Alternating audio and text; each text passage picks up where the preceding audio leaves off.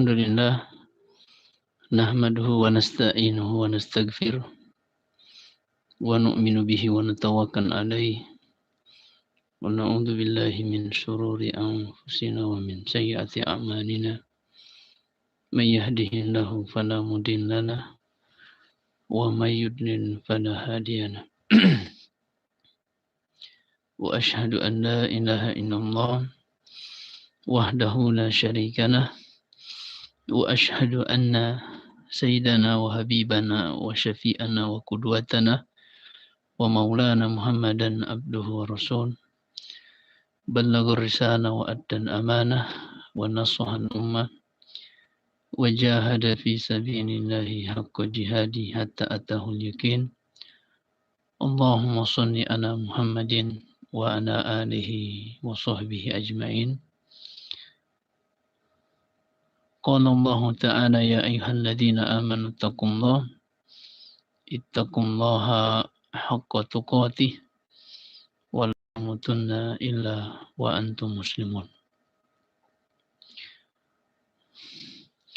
Wa qala jalla jalaluhu ya ayyuhalladzina amanu ittaqullaha wa qulu qawlan sadida yuslih lakum a'malakum wa yaghfir lakum dhunubakum wa may yuti'illaha wa rasulahu faqad faza fawzan 'azima amma ba'd.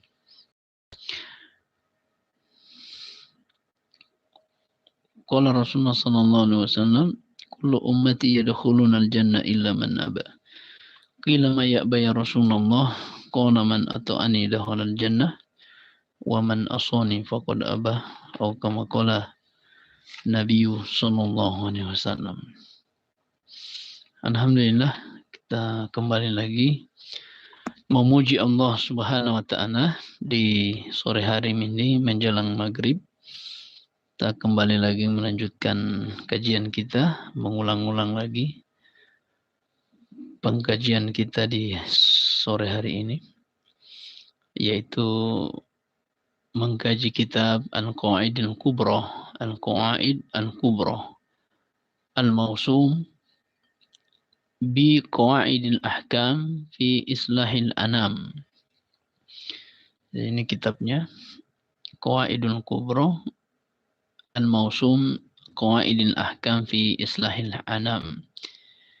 Ini karangan Imam Izzuddin Abdul Aziz Ibn Abdissalam Al-Mutawaffa sanat 660, yang wafat di usia di tahun Hijriah ya. Di tahun Hijriah 660 Hijriah. Ini penulis kitab. Kemudian Darul Qalam Damaskus atau Dimaskus. Kemudian Al-Juz'u As-Tsani. Al-Juz'u As-Tsaniyu. Juz yang kedua. Ya, ini kitabnya.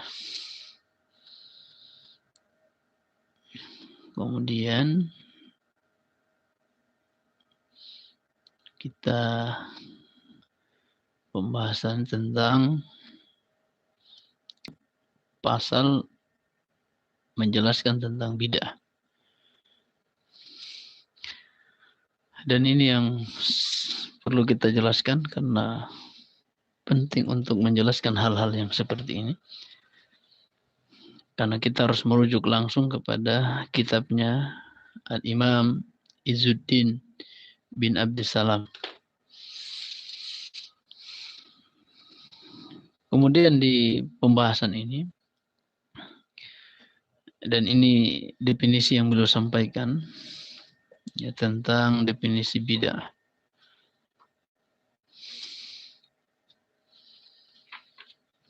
Yang beliau sampaikan di awal sebelum memulai pembagian bid'ah.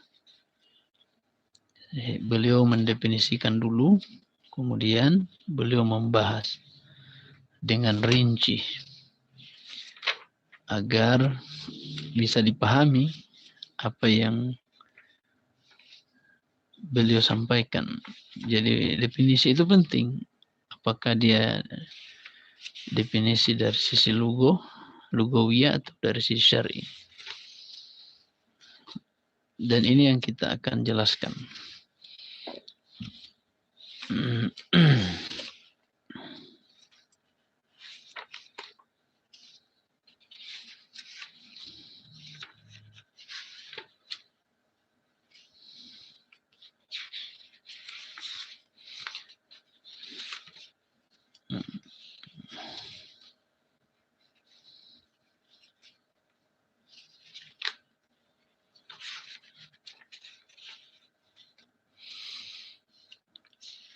Jadi untuk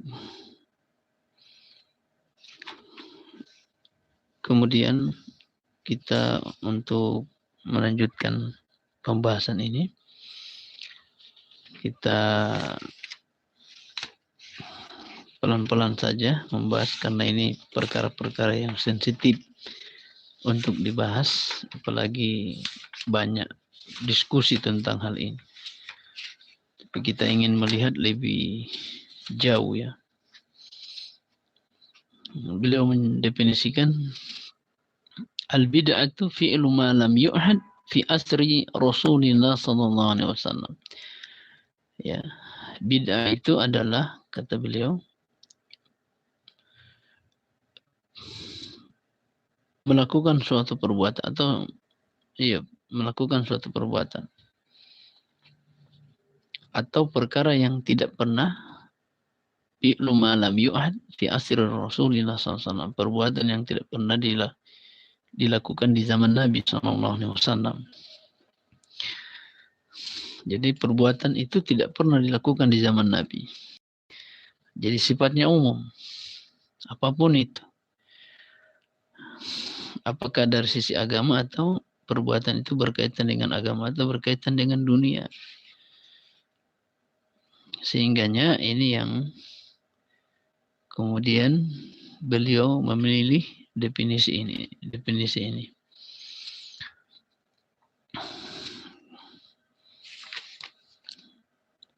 Kemudian kalau kita ke Imam An-Nawawi, sama juga. Tapi Imam Nawawi dalam hal ini beliau mendefinisikan dalam kitab beliau Ihdasu malam yakun fi ahdi Rasulullah sallallahu alaihi wasallam, yaitu mengada-ngadakan sesuatu yang tidak pernah ada di zaman Nabi. Jadi kalau ini perbuatan, Imam An-Nawawi juga sama, sesuatu yang tidak pernah ada di zaman Nabi. Ihdasu malam yakun fi ahdi Rasulillah sallallahu alaihi wasallam. Kemudian beliau mengatakan, Imam Nawawi mengatakan, wahia munqasimatun ila hasanatin wa qabihatin, dan dia terbagi kepada dua, yaitu hasanah dan kepada qabiha atau yang sayyi'ah, yang buruk, kepada bid'ah yang hasanah atau kepada bid'ah yang buruk. Al-iz juga membagi, wahia munqasimatun ila bid'atin wajibatin, bid'ah wajibah, kemudian bid'atin muharramatin, bid'ah yang muharramah, kemudian bid'atin mandubatin, kemudian bid'ah yang mandubah, kemudian bid'ah yang makruhatin, kemudian bid'ah yang makruh, wa bid'atin mubahatin. Itu kata beliau. Jadi mereka membagi ini bukan bertentangan dengan kullu bid'atin dolalah, bukan bertentangan dengan hadis kullu bid'atin dolalah, tidak. Justru ini merinci tentang pemahaman hadis kullu bid'atin dolalah. Ya, jadi ini hadis fa inna kulla bid'atin dolalah ini tidak bertentangan dengan apa yang disebutkan oleh ulama Izzuddin Ibni Abdissalam. Justru beliau ingin merinci ada hal-hal yang tidak masuk dari kullu bid'atin dolalah itu. Sehingga di situ Imam Nawawi menjelaskan dia amun makhsus, sifatnya umum tapi dikhususkan. Jadi ada hal-hal yang tidak masuk dalam kategori kullu itu. Sehingganya beliau merinci, dan Al-Iz juga merinci dalam hal ini. Kemudian beliau mengatakan wattariqu fi ma'rifati dzalika, dan cara untuk mengetahui, ya. Jadi cara untuk mengetahui bid'ah tersebut, ya, ma'rifatu dzalik, yang pembagian ini, antu arada al bid'atu ala qawaid syariati, maka dia ditimbang, ya, bid'ah tersebut ditimbang dengan kaidah-kaidah syariat Islam. Jadi itu ditimbang dengan kaidah syariat. Fa in dakhalat fi qawaidil ijab fa in dakhalat fi qawaidil ijabi fa hiya wajibatun. Jika bid'ah tersebut masuk dalam kaidah wajib, maka bid'ah tersebut hukumnya wajib. Wa in dakhalat fi qawaidit tahrim, dan jika bid'ah tersebut masuk dalam kaidah tahrim, kaidah haram, maka dia hukumnya haram. Ya, wa in dakhalat fi qawaidil mandubi fahiya, dan jika bid'ah tersebut masuk dalam perkara atau kaidah mandub, maka dia hukumnya sunnah. Ya, wa in dakhalat fi qawaidil makruhi, dan jika dia masuk bid'ah tersebut dalam kaidah makruh, maka hukumnya makruh. Ya. Jadi seperti itu. Jadi ini luar biasa, ya, perincian dari Imam Al-Iz Ibn Abdissalam atau Izzuddin bin Abdissalam. Beliau bukan tidak memahami hadis kullu bid'atin dolalah, bukan. Jangan salah paham. Karena memahami kullu bid'atin dolalah itu perlu rincian. Sehingganya dirinci juga. Ya. Jadi pembagian ini bukan bertentangan dengan hadis kullu bid'atin dolalah. Ya. Bukan bertentangan dengan hadis fa inna kulla bid'atin dolalatun. Bukan. Tidak ada pertentangan antara pembagian yang dilakukan oleh ulama Syafi'iyah dengan hadis Nabi kullu bid'atin dolalah. Justru mereka sangat paham dengan hadis ini. Sehingganya mereka merinci dengan baik. Jangan sampai ada hal-hal yang tidak masuk dalam kategori bid'ah itu dibid'ahkan dari sisi syar'i. Contohnya apa? Yaitu jam'ul Quran, menjama' Al-Quran, mentadwin, membukukan Al-Quran. Itu dia perkara baru, tapi dia ghairu madzmumah, tidak tercela, karena dilakukan oleh Abu Bakar. Karena itu ijma' para sahabat. Makanya dari sisi wasilah itu kan sarana saja. Sehingganya Al-Quran itu dibukukan itu sebagai sarana, bukan dari bentuk ritual ibadah.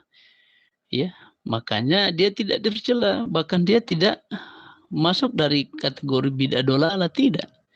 Sehingganya dirinci oleh para ulama untuk memahamkan bahwa ada hal-hal yang dalam agama itu yang sifatnya baru tapi tidak tercela, dan itu tidak bertentangan dengan kullu bid'atin dolalah, karena yang dimaksud oleh hadis kullu bid'atin dolalah itu dalam sisi syar'i, dari sisi syar'i, dan itu dibedakan. Nanti sebentar kita rinci, ya, yang mana yang dibedakan oleh ulama Syafi'iyah, termasuk Al-Iz Ibn Abdissalam.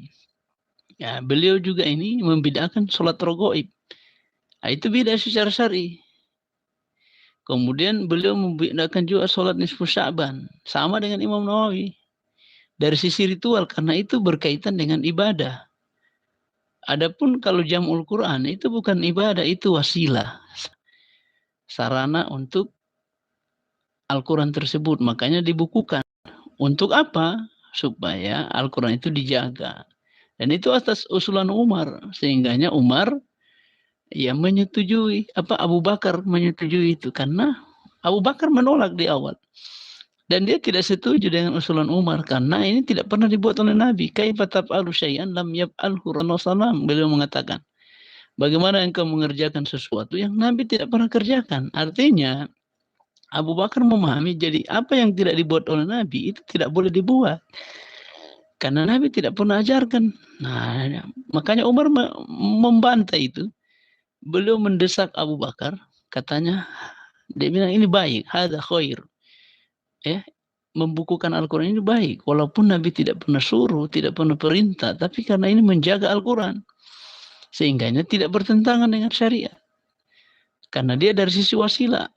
Dulu itu Al-Quran itu ditulis di pelepah purma, kemudian ditulis di kulit, ya, di tulang. Nah, sekarang sudah canggih. Al-Quran itu sudah dibuat di aplikasi, lebih canggih lagi kan? Itu bid'ah sebenarnya dari sisi logo. Maksudnya dari sisi logo itu tidak ada di zaman Nabi. Tapi dari sisi syariat tidak bertentangan dengan syariat. Sehingganya itu tidak tercela. Itu yang mau dirinci oleh ulama-ulama Syafi'iyah. Mereka melihat ada hal-hal yang dalam syariat ini baru, sifatnya baru, tapi tidak bertentangan dengan syariat. Sehingganya Imam Asy-Syafi'i dalam hal ini membagi kullu bid'atin dolalah itu ada yang tuafiqu syariah, ada yang sesuai dengan syariat, yaitu muhdatsatun ghairu mazmumatin, yaitu perkara yang dia tuafiqu syariah itu perkara baru yang tidak tercela. Apa itu kata beliau? Nah, ini. Nah, beliau karena beliau membagi pengertian bid'ah itu, maka beliau mengatakan di sini, ini yang kedua ya. Beliau mengatakan wasani, ya, ma uhdisa minar khair, apa yang diada-adakan yang termasuk kebaikan. La khilafa fihi liwahidin min hadza. Yang hal tersebut tidak bertentangan dengan Al-Quran, kemudian sunnah, kemudian athar, kemudian ijma. Tidak bertentangan dengan salah satu mashadirus syariah yang ini. Yang 4 ini. Min hadza wa hadhihi muhdatsatun ghairu madmuma. Maka ini perkara yang baru yang tidak tercela. Contohnya apa? Nah, ini Umar dicontohkan oleh Imam Asy-Syafi'i. Qala Umar radhiyallahu anhu fi qiyami ramadhana ni'matil bid'atu hadhihi. Sebaik-baik bid'ah adalah ini. Maksudnya sebaik-baik bid'ah adalah salat tarawih berjamaah. Karena salat tarawih berjamaah itu sudah diajarkan oleh Nabi. Makanya sudah ada contohnya. Sehingganya itu tidak bertentangan dengan syariat. Justru dia tuafiqus syariah, menghidupkan sunnah Nabi. Apa yang muhdas di situ yang baru? Artinya Umar mengerjakan 30 malam. Sementara Nabi hanya 3 malam. Kemudian Umar mengumpulkan. Nabi tidak pernah mengumpulkan. Itu yang baru. Kemudian dalam 2 riwayat. Ada yang 11 rakaat. Riwayat Ibnu Asir. Ada yang 23 rakaat. Riwayat Imam Malik. Itu baru itu. Perkara baru. Tapi ghairu mazmumah. Tapi itu tercela. Nah, itu yang dirinci oleh Imam Syafi'i. Adapun bid'ah yang tukhalifu syariah. Makanya yang dolalah tukhalifu syariah, ya, yaitu al bid'atu dolalatan. Maka ini bid'ah yang dolalah, bid'ah yang tercelah, bahkan yang sesat. Apa itu? Nah, ini pembagian yang pertama. Yaitu Imam Syafi'i mengatakan al muhdats dorbani. Perkara-perkara baru itu ada 2. Satu di antara kedua itu adalah ma uhditsa mimma yukhalifu taban. Jadi apa-apa yang diada-adakan yang menyelisihi Al-Quran, kemudian menyelisihi sunnah, kemudian menyelisihi asar sahabat, kemudian menyelisihi ijma, maka fahadhihi bid'atu dolalatun. Maka ini bid'ah secara dolalah, bid'ah yang sesat.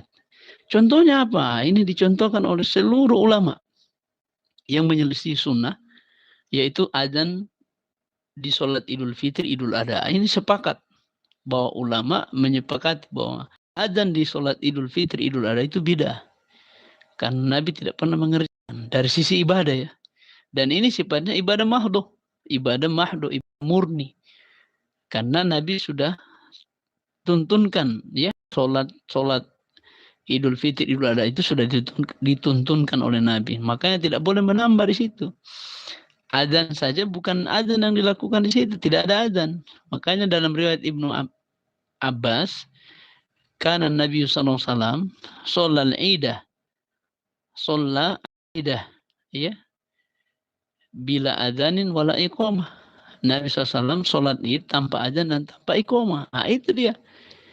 Nabi meninggalkan itu. Makanya dalil kami, dalil tentang tidak pernah dikerjakan Nabi itu hadisnya jelas.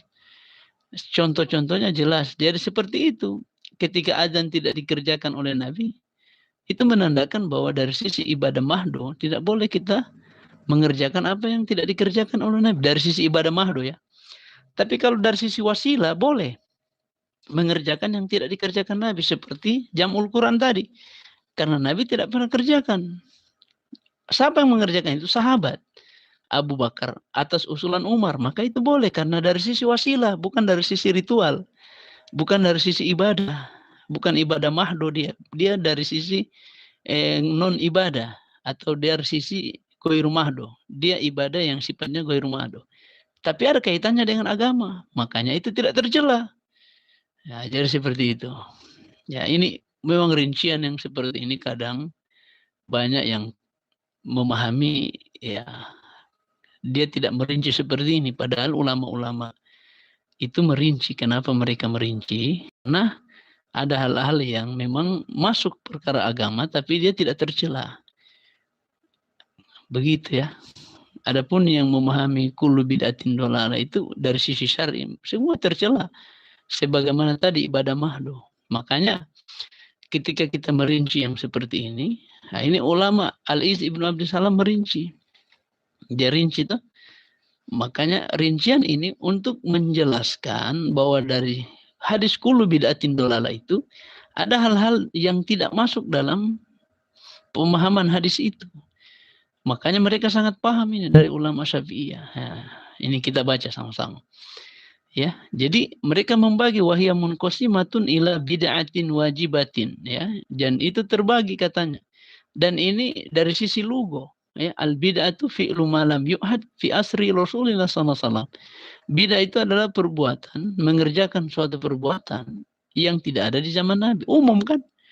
Tidak ada zaman Nabi, berarti umum sekali. Apakah dari sisi agama ataupun dari sisi dunia. Makanya dia dikatakan bid'ah lugawiyah. Bid'ah dari sisi lugo, dari sisi bahasa.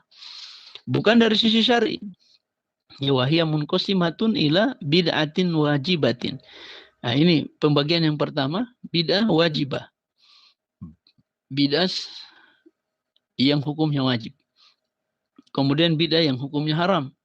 Bid'atin muharramatin wa bid'atin mandubatin wa bid'atin makruhatin wa bid'atin mubahatin. Jadi sesuai hukum taklifi.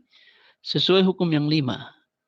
Untuk mengetahui hukum-hukum tadi, bid'ah tadi dari sesuai hukumnya, maka wa tariqu fi ma'rifati dzalika an tu'radu al bid'atu ala qawaidi syariah. Maka caranya untuk mengetahui hal tersebut an tu'rada, maka dia ditimbang, dihadapkan bid'ah tersebut kepada kaidah-kaidah syariat. Ya.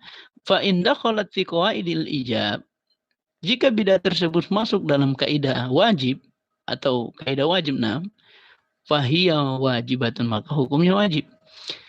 Wa in dakhalat fi qawaidi fi qawaidit tahrim, jika dia masuk dalam kaidah tahrim, kaidah haram, maka bid'ah tersebut hukumnya muharramat. Maka dia hukumnya haram. Wa in dakhalat fi qawaidil mandubi, dan jika dia bid'ah tersebut masuk dalam kaidah mandub, kaidah mustahab atau sunnah, fahiya mandubatun, maka dia hukumnya sunnah. Wa in dakhalat fi qawaidil makruhi fahiya makruhatun, maka dia makruh kalau dia masuk dalam kaidah makruh. Wa in dakhalat fi qawaidil mubahi fahiya mubahatun, dan jika dia masuk dalam kaidah mubah, maka dia hukumnya mubah. Ya. Itu rinciannya Ibnu Abdul Salam. Jadi beliau itu merinci, bukan tidak paham hadis kullu bid'atin dolalah, bukan. Karena hadis itu justru harus dirinci. Sementara ulama yang mengatakan kullu bid'atin dolalah itu sesuai dengan hadis Nabi dan yang termantuk dalam hadis itu, maksudnya dari sisi syar'i itu tercela. Dan itu disepakati. Yang diperselisihkan itu dari sisi lugawi ini. Dan itu dibagi. Makanya mereka membagi. Kalau secara syar'i mereka sepakat semua. Dari kalangan 4 mazhab itu sepakat bahwa bid'ah secara syar'i itu sesat. Dan itu disampaikan oleh Imam Ibnu Rajab. Kemudian disampaikan oleh juga seorang ulama besar yang bernama Imam Ibnu Hajar Al-Haytami di dalam kitabnya Al-Fatawa Al-Hadisiyah. Ya, dan itu jelas dalilnya. Ya, beliau menyampaikan dengan tegas dan terang bahwa yang dimaksud ya Yang dimaksud bid'ah secara syar'i itu adalah bid'ah yang sesat.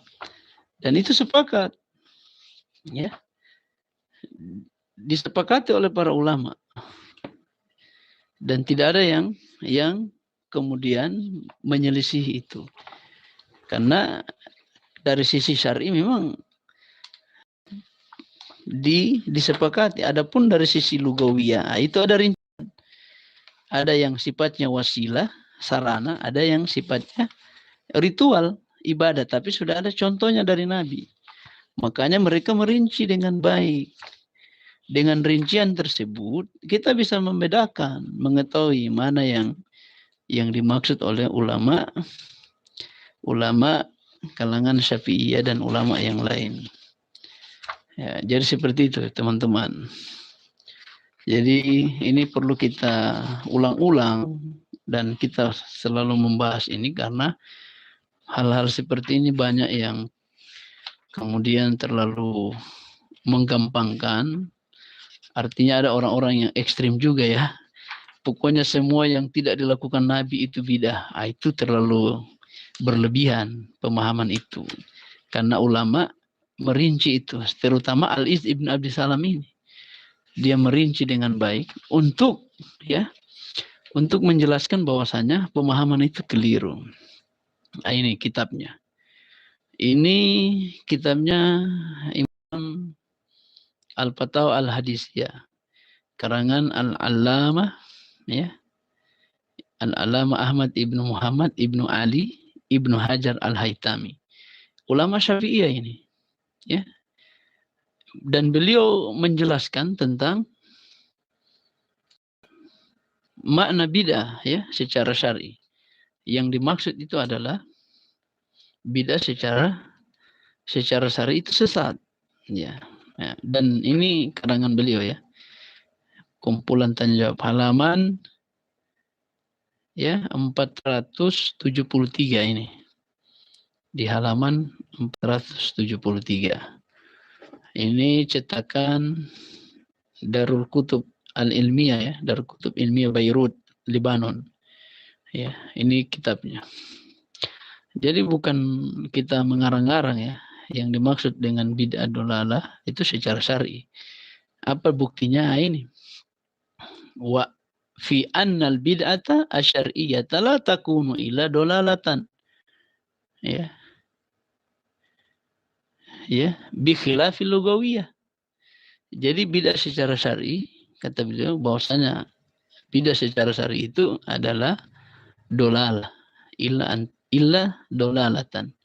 Ya, dari dia tidaklah yang dimaksud dari bid'ah secara syar'i kecuali yang sesat, ya. Kecuali kesesatan. Berbeda dengan bikhilafil lugawiyah, berbeda dengan bid'ah secara lugo. Ya. Makanya ini harus dijelaskan secara rinci. Nah, kemudian beliau melanjutkan, ya, karena kita ini harus ilmiah, harus kita bawakan kitab ya, supaya jangan dituduh ini kita mengucapkan sembarangan. Apa ya yang beliau ingin jelaskan? Ya, perhatikan, ya. Jadi hal-hal yang ingin beliau jelaskan di sini, terutama tentang sholat tarawih.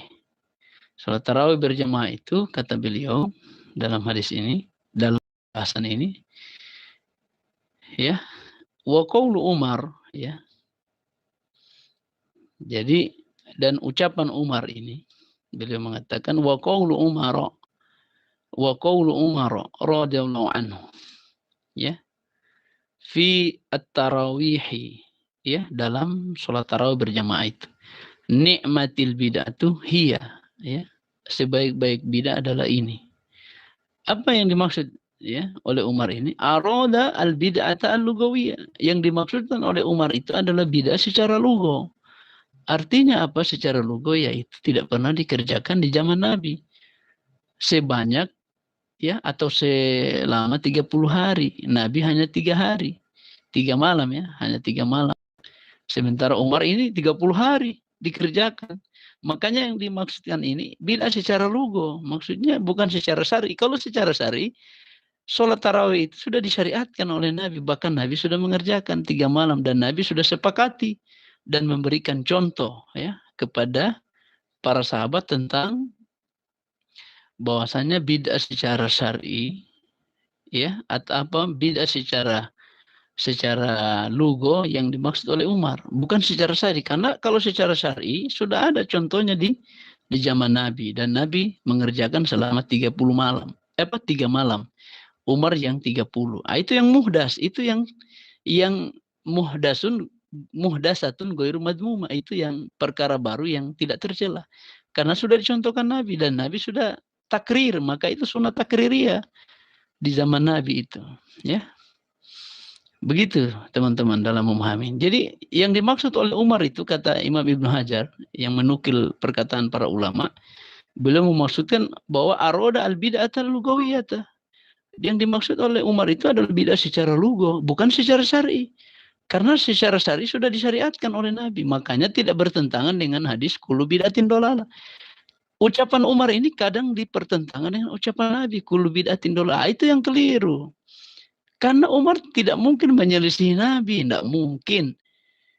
Ya, tidak mungkin. Karena syariat itu sudah, namun ketika itu Nabi tinggalkan karena khawatir nanti diwajibkan berjamaah ini, dan itu tengah malam. Dan itu sangat memberatkan para sahabat sehingganya Nabi meninggalkan. Nah, begitu ya teman-teman. Ini buktinya ini. Dibawakan oleh Imam Ibnu Hajar Al-Haytami dalam kitab Al-Fatawa Al-Hadisiyah.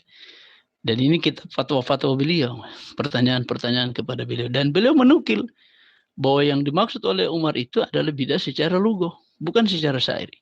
Apa bid'ah secara lugo itu? Wa huwa ma fu'ila ala ghairi misalin.